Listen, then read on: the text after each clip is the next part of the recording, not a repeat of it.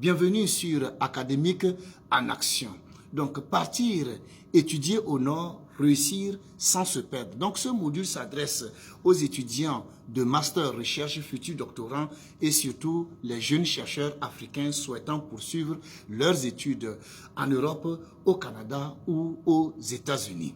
Donc, il part du constat que le départ vers le nord, souvent idéalisé, n'est ni une garantie de réussite ni une protection contre l'échec.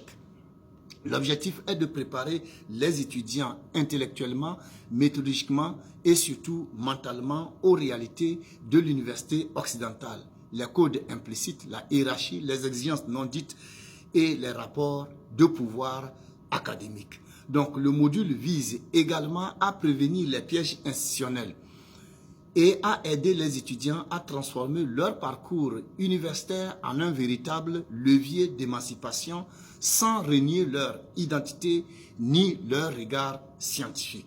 Ceci étant dit, nous allons passer en revue les codes implicites de l'université occidentale. Donc beaucoup d'étudiants arrivent avec de bons dossiers, mais pourtant ils se sentent rapidement perdus. Et pourquoi?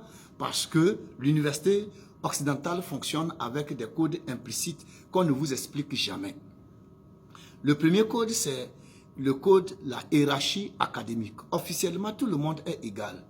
Mais en réalité, la parole n'a pas le même poids selon votre statut. Donc, le doctorant comme l'assistant à la recherche ne peut pas avoir, leur parole ne peut pas avoir la même légitimité que la parole d'un professeur titulaire. Donc, il faut savoir comment parler, à qui parler et surtout quand parler. Le deuxième code, c'est le rapport à l'autonomie. Donc, poser des questions, c'est bien. Mais il faut aussi savoir que on attend de vous que vous puissiez faire la recherche seul ou encore que vous puissiez venir proposer. Vous voyez, et que votre travail, vous puissiez venir avec un travail déjà bien avancé. Trop demander peut être perçu comme un manque de maturité académique. Donc le troisième code, c'est l'écriture scientifique. Donc on ne vous juge pas seulement par rapport à ce que vous dites, mais aussi comment vous l'écrivez. Donc un bon fond mal structuré peut être pénalisé. Maîtriser les références, la clarté argumentative et le positionnement théorique est vraiment essentiel dans votre recherche. Donc le quatrième code, c'est la relation avec votre directeur de recherche ou votre directrice de recherche. Donc on attend de vous un équilibre et cet équilibre est un peu délicat, ni dépendant ni absent. Proposer, reformuler, montrer que vous avancez. Mais n'attendez pas qu'on vous guide pas à pas. Parce que là, ça va être un peu difficile. Donc, on parle souvent de collaboration, mais la bourse, les publications, mais il faut reconnaître que souvent, les postes sont rares. Et il faut aussi admettre il faut être visible. C'est vrai, vous faites la thèse, il faut être visible, mais sans être arrogant.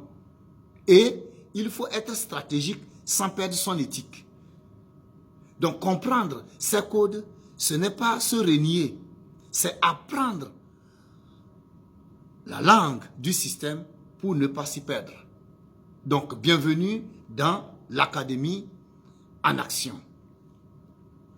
La chaîne qui transforme vos idées en contributions scientifiques. Je vous invite à liker, à commenter et surtout à partager. Et je vous demande tout simplement de vous abonner à notre chaîne Académique en Action.